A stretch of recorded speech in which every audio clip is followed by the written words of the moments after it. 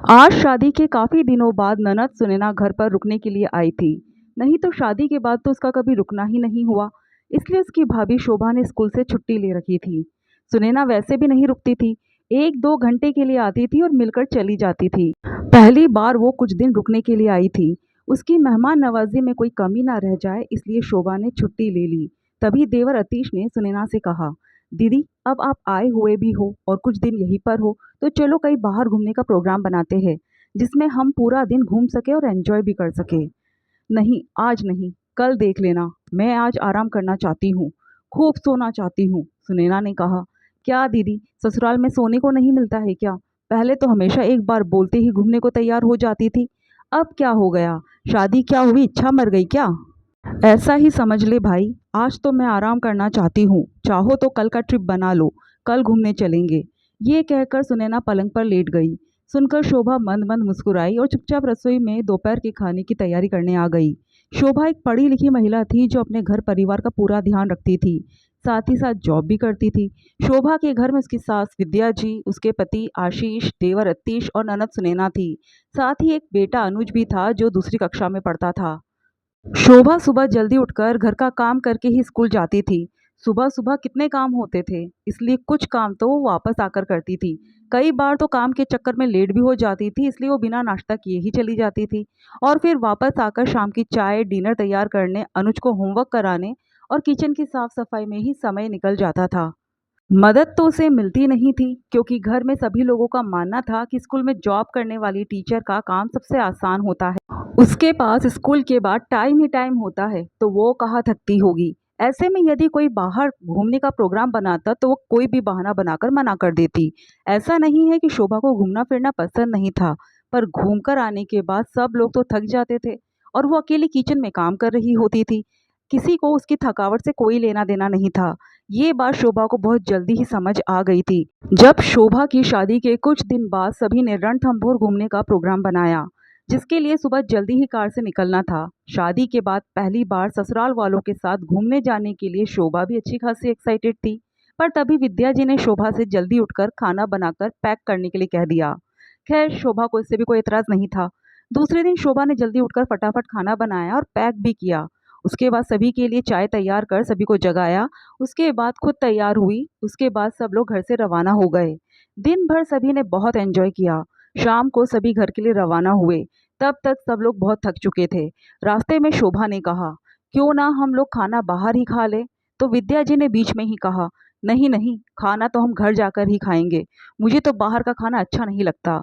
शोभा ने कहा, मम्मी जी, मैं तो सिर्फ ये कह रही थी कि सब थक गए हैं तो खाना बाहर ही खा लेते हैं या पैक करा लेते हैं। तब विद्या जी ने कहा, यदि तुमसे खाना नहीं बनता तो मैं खुद बना लूंगी। अभी भी मेरे हाथ पैर चलते हैं। तुम थक गई होगी, पर मैं नहीं थकी हूँ। मैं अपने परिवार के लिए खाना बना सकती हूँ।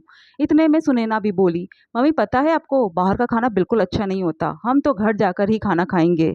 घर पहुंचकर सब लोग सोफे पर पसर गए और शोभा अकेली ही सारा काम करती रही, पर किसी ने उसकी मदद भी नहीं की। खा पीकर सब लोग आराम करने चले गए और शोभा अकेली खाना खाने बैठी। और ऐसा एक बार नहीं, उसके साथ कई बार हो चुका था। वो जब भी कुछ कहने की कोशिश करती तो विद्याजी और सुनैना दोनों उससे बहस करने को तैयार हो जाती। आखिर घर का माहौल ही बिगड़ता। आसपास जाना हो या कहीं दूर जाना हो, शोभा को तो काम करके ही जाना पड़ता था और वापस आकर फिर काम में लगना पड़ता था। और घर में कोई इसके पक्ष में बोलता भी नहीं था। इसलिए उसके बाद कोई भी घूमने फिरने का प्रोग्राम बनता तो वो जाने से मना कर देती। अतीश और सुनैना दोनों ही कहते रहते कि भाभी तो हर बार मना कर देती है, लेकिन वो ध्यान ही नहीं देती। कुछ समय बाद सुनैना की पढ़ाई पूरी हो गई तो उसकी भी शादी हो गई। वो अपने ससुराल चली गई और वही जॉब भी करती थी। अब वो पीआर आती तो सिर्फ कुछ घंटों के लिए, पर आज वो कुछ दिनों के लिए रुकने के लिए आई थी। शोभा ने बहुत आवभगत की उसकी और शोभा ने उसका पसंदीदा खाना भी बनाया। जब दोनों माँ बेटी रात को बैठकर बातें कर रही थी तो विद्या जी ने कहा, सुनैना, तुम्हारा देवर भी कह रहा था कि तुम कहीं भी घूमने का प्रोग्राम बनाओ तो साफ मना कर देती हो। क्यों, क्या हुआ? तुझे तो घूमना बहुत पसंद था ना? तब सुनैना ने लंबी सांस भरकर कहा, क्या बताओ मम्मी, और क्या घूमने जाऊँ? ये घूमना तो मुझे परेशान कर देता है। मैं तो अकेली परेशान हो जाती हूँ। तब विद्या जी ने पूछा, क्यों, ऐसा क्या हो गया? क्या बताओ मम्मी, कहीं जाने से पहले घर का सारा काम करके जाओ और फिर आकर सबके लिए खाना बनाओ। मैं तो बहुत थक जाती हूँ। इससे तो अच्छा है कि घर पर ही बैठे रहो। उसकी बात सुनकर विद्या जी ने कहा, अरे ये क्या बात हुई? ये तो तेरी सास को सोचना चाहिए। क्या वो इतनी बूढ़ी हो गई कि जो तेरी कोई मदद भी नहीं करा सकती? शोभा उस समय उस कमरे में पानी का जग रखने आई थी।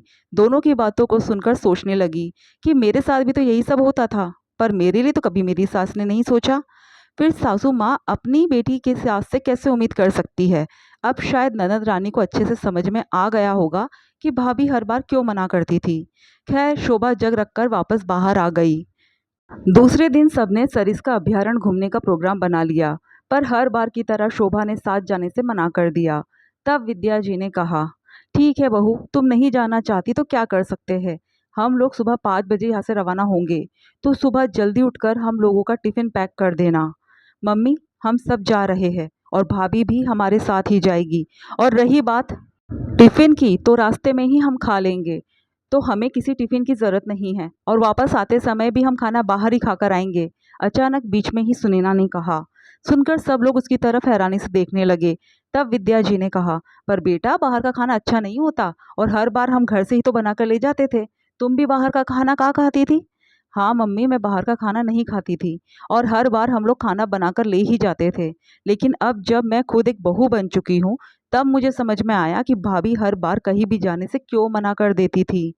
सुबह 5 बजे जब घर से निकलना हो तो सुबह सुबह 3 बजे उठकर रसोई में लगना पड़ता है।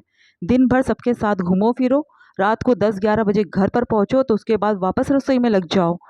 शरीर कितनी बुरी तरह से टूट जाता है, अब ये अच्छे से समझ में आ रहा है। कल आप ही कह रही थी ना कि तेरी सास को अक्ल नहीं है क्या, बहू की थोड़ी मदद नहीं करा सकती? तो भाभी के साथ भी तो हम सब यही करते थे, वो भी तो कितना थक जाती थी। इसलिए खाना हम लोग बाहर ही खाएंगे, पर भाभी हमारे साथ ही चलेगी। सुनैना ने शोभा की तरफ देखते हुए कहा। ये सुनकर किसी से कुछ कहते ही नहीं बना, जबकि शोभा सिर्फ मुस्कुराकर रह गई। दूसरे दिन शोभा भी सबके साथ घूमने गई और इस बार का ट्रिप उसके लिए थकाव नहीं था, बल्कि सुकून भरा था, क्योंकि इस बार उसकी ननद उसके साथ थी जो उसकी समस्या को समझती थी। दोस्तों, आपको कहानी कैसी लगी प्लीज़ कमेंट करके ज़रूर बताइएगा और हाँ, हमारे चैनल को सब्सक्राइब ज़रूर कीजिएगा।